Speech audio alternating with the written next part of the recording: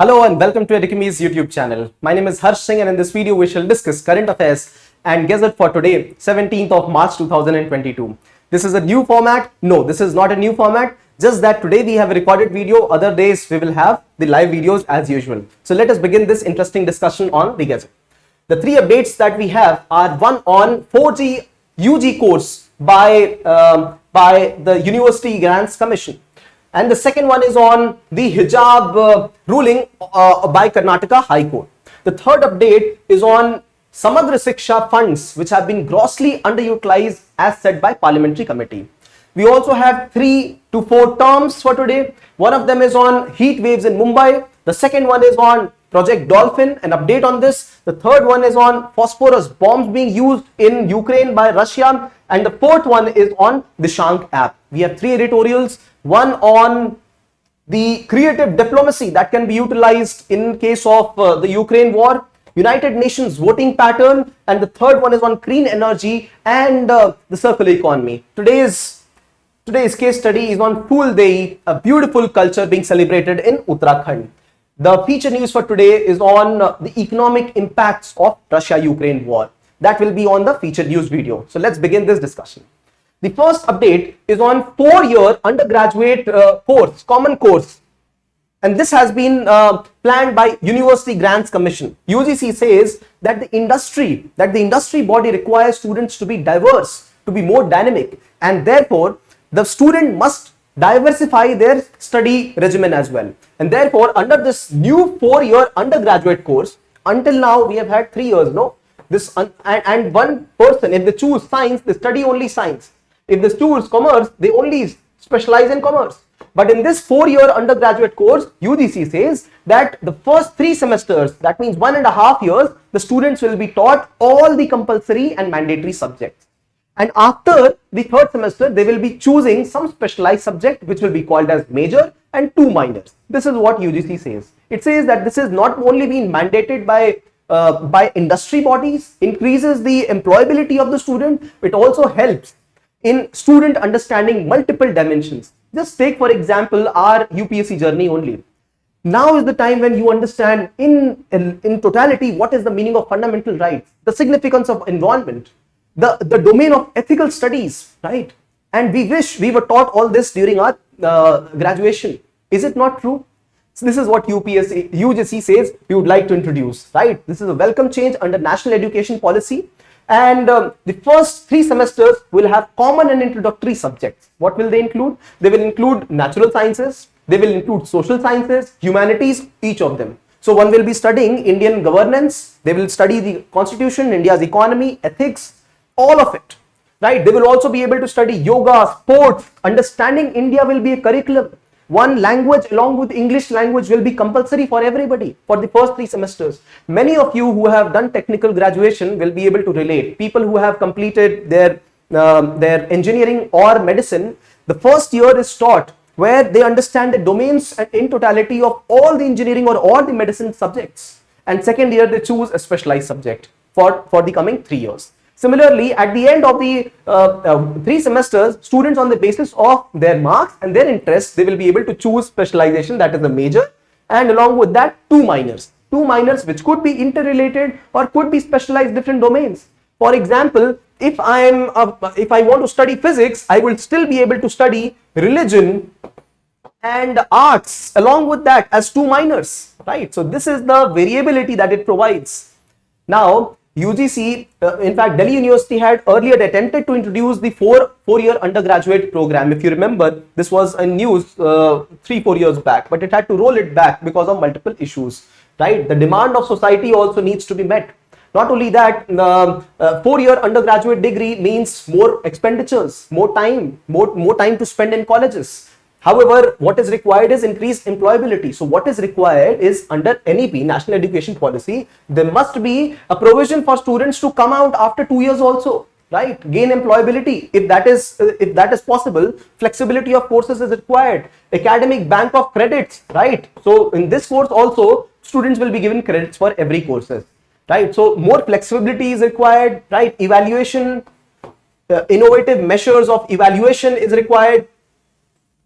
So these are the updates that are required in times to come, but this is what UGC has said right now. Along with that, they have also said that for PhD courses, the number of seats are limited and 60% of seats will be reserved for those candidates who have cleared the NET or JRF examination. So this is the update from 4th year UG degree common courses that will now be released by UGC, proposed by UGC right now. The second update is on the Karnataka High Court ruling on hijab.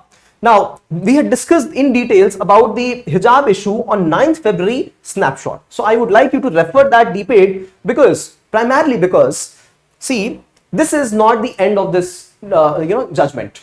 The Supreme Court has said that it will list this as one of the cases after the Holi festival is over. So whatever the ruling is, right now it cannot be considered as full and final. However, in this debate, in the snapshot debate that we did on 9 February 2022, we discussed the perspectives of all the sides, right? And we said that stand cannot be taken on one side or the other. We have to wait for all the judgments to happen. And then again, we understood the universal principles. In case a question like this comes in the examination, how do we counter, or how do we answer to that question? So fundamental rights have to be seen. For example, right to equality, right to freedom, right to life, right? Freedom of profession of religion. All of these are fundamental rights. However, right now, the High Court judgment says that there was an essential practices, merit. So essential practices merit, the hijab has not stood the essential practices merit under Islam. It was the version of Islam by Muslim scholar Abdul Yusuf Ali, right? Their translation and commentary, it was read out, and then it was found that hijab, even if it is removed or even if it is introduced, the essence of Islam will not change. Right now, this is what the High Court has changed.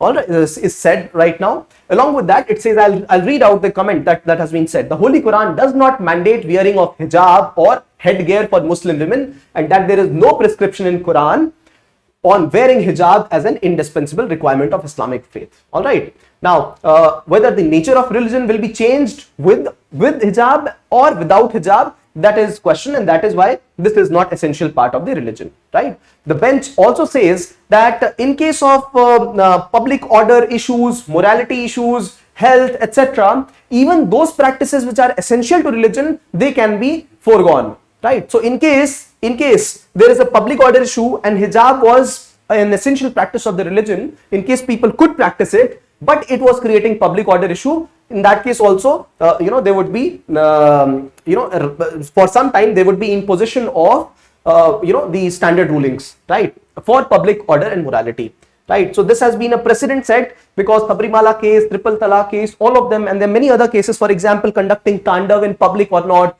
many other things came up, and this is how Supreme Court instituted the essential religious practices, right?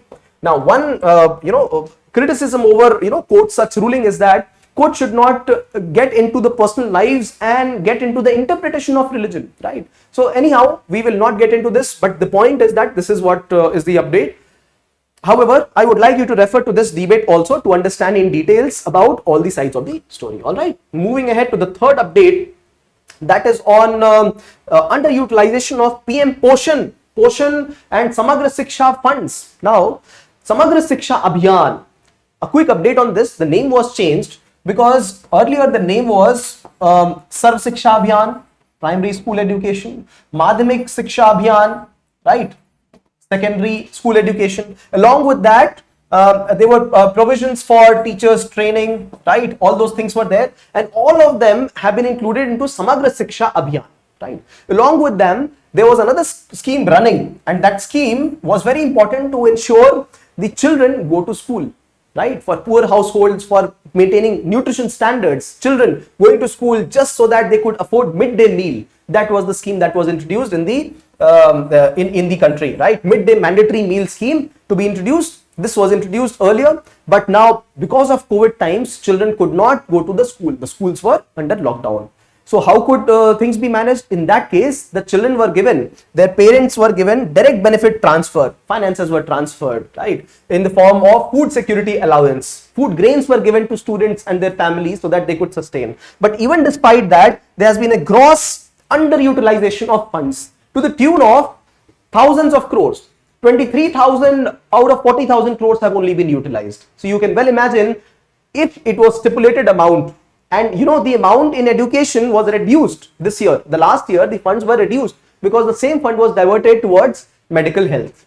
And even in reduced fundings, the amount was not utilized. What does it indicate? It indicates one thing, that is that we have compromised on the health of the children, especially those children who are going to government schools. So this must be noted by you people, because there's something very natural to governance, right? Education, health, and if you refer to indicators like the hunger index, or periodic labor force survey report, or any other family health survey reports, if there is increased anemia, if there is more stunting, if there is more child malnutrition issues, one can attribute it to one of the reasons being gross underutilization of funds. This is what Parliamentary Committee has said. Please take a note.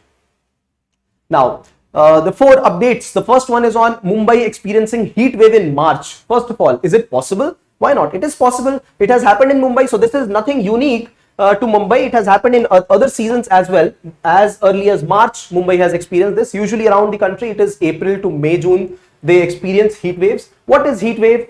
So heat wave is a condition where in a plain area, sustained levels of 40 degrees Celsius temperature the plane reaches, and there is a blowing wind at this temperature, 40 degrees. In case of hilly areas, this is 30 degrees Celsius, because hilly areas usually remain cooler. And in case of coastal areas, this is 37 degree temperature because of coastal climates, right? So this is how this is more more nominal as compared to the continental or the hilly area regions, right? However, in case of the temperature departure, that means if the maximum temperature or the mean temperature was supposed to be 35 and the maximum temperature departure has happened from that 35 mean, say suppose mean day's temperature, suppose this has happened 4.5 degree to 6 degree Celsius departure. If the temperature has gone to 40, that means 5 degrees Celsius more than the nominal temperature, this will again be considered as a heat wave.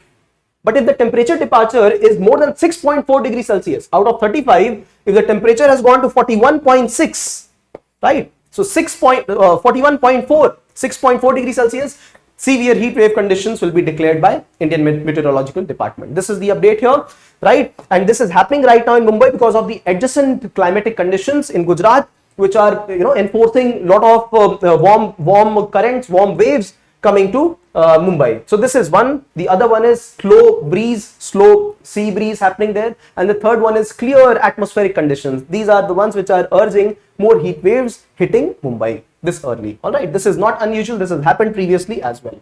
The second update is on Project Dolphin. See, dolphin, especially the Gangetic dolphin, is something unique. It is a very smart creature. Usually dolphins are found in it is salt water. They are salt water, but this is a fresh water, and then it doesn't even have powerful eyes, very weak eyes. So dolphin is a very unique creature, and it is also one of the creatures which is on top of food chain, just like tiger is in terrestrial ecosystem. Dolphin is in the marine or coastal or even the inland ecosystems, inland river ecosystems. So this is a biological indicator, because if the species dolphin eats some vertebrate species, some other species, they have to be present. If the water is dirty, those smaller species won't be present, dolphin will not be present there. So this is an indicator of the cleanliness of water at the particular place, right? And to attribute this kind of equality to dolphin, this level of stature in marine life, this is the reason that it has been given the stature of national aquatic animal, right? The number of dolphins existent in India is hardly around 2,500 to 3,000, and this is why we need them to be conserved. The Wildlife Protection Act, it mandates in Schedule 1 the dolphins to be preserved, right? And Project Dolphin was initiated in the year 2019 under Clean Ganga mission. But then only detailed project report has been established. All those things have happened, but then the actual groundwork has not started. So the civil servants, IAS officers, they are receiving scoldings from ministers on the same. This is the update here. Along with that, you must take a good case of salmon river Rhine and North Sea. If you look at the map, salmon river would breed in the Rhine river inland in the river, and then they would get back to the marine areas also in the North Sea. But they stopped going inland because the rivers got polluted. But once the river pollution cleaning drive started, salmon started going back to the places where they would spawn. So this is a good case for you to understand that dolphins can be revived. Dolphins have been found at various places, junctions of various meeting points of rivers, in Yamuna as well, in Ganga as well, in the upper tract also. So what we need is Project Dolphin to be initiated, but Project Dolphin cannot be done in isolation. It needs complete cleaning, holistic cleaning of the rivers, and that is the reason that we need the Namami Gange mission to be successful. And we have covered a feature news on Namami Gange. Please refer to it in case you want more details. All right. The third update is on the Phosphorus bomb attacks. Now, another deadly attacks that are happening in Ukraine by Russia. Now, although Phosphorus bombs can be utilized as smoke bombs, right, to evacuate friendlies. See, if you've played games like PUBG or Counter-Strike, you would see that, there's something called as smoke. Smoke is released so that friendly people can run, they can evacuate themselves, and this is called as a smoke screen, so that enemy doesn't see the friendlies and they evacuate.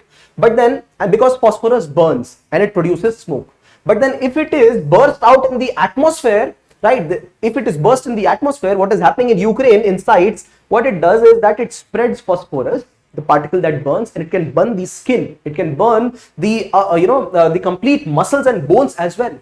And one important impact, one very deadly impact of phosphorus is that this impact, the place where it has burnt, where the solid particle still remains, it can reignite even after weeks. So this is the reason that phosphorus bombs cannot be utilized in civilian areas. So this is again a misconduct by Russia, alleged misconduct, because these are only accusations, although there have been images, right, videos of phosphorus bomb attacks happening, but then this is something that must be curbed. These were also called as flaming onions by the Nazis in the Second World War. Now, this is where I want to get back to our thermobaric weapons once again. The thermobaric weapons, what they would do is that they would not burst out at the place, they would burst out in the air. Right, so they would burst out before they strike the ground, and they would create smaller particles, first burst, and the smaller particles would further burst. This is how they would create the vacuum impact. Similarly, these particles of phosphorus bomb, they burn, they burst out in the air itself, and then they release multiple particles which then impact the local population. Right. So this is the update. The fourth term for today is Dishaank App. This Dishaank App is a part of Karnataka's land record management system, right? Bhumi project. This is a very popular project by Karnataka government, where they are utilizing geographical information systems, direct satellite data, and they are using the satellite data to be able to map the real estate present in all the areas of Karnataka, so that if you want to purchase a piece of land, you should be able to know who is the actual owner. Right, so that there are no disputes. So this is a very welcome step. Dishaank App, please do remember, and Bhumi project of Karnataka. These are two important things for you to remember.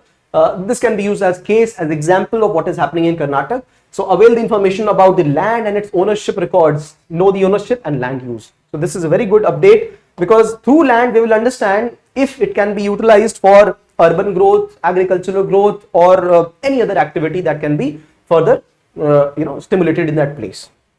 All right, moving ahead to the first editorial. Today's first editorial is on creative diplomacy. See, the impact of the war has been such that people have had to walk miles and miles just to save their lives with their children. Miles and miles, saving lives, right? Even the places where children were in hospitals, those hospitals were bombed in Mariupol and many other places, right? There is shortage of food at many places, food and basic water facilities. What I want to point out through this is that when Russia, the editorial says, when Russia said that Russia, Ukraine share a common legacy, people are same, culture is same, how can you attack? Common legacy, didn't it matter to you? This is one thing that editorial raised. Then it says that even when there were allegations that Russian people or the people of Russian ethnicity were attacked, there was this alleged genocide in Ukraine, then it was still an internal matter. United Nations could take it up. Why did Russia's forces enter? This is another question. And what is the reason of taking the place by brute force? In case they were alleged, attacks on the Russian ethnic people, they could have been saved. Evacuation drives could have happened, but then this brute force that we are seeing all around, You are yourself seeing thermobaric bombs, phosphorus bombs and whatnot. So this brute force was not required. See, it has led to refugees of the state of the level 2.5 plus millions. It could go up to as much as 5 millions, 50 lakh people.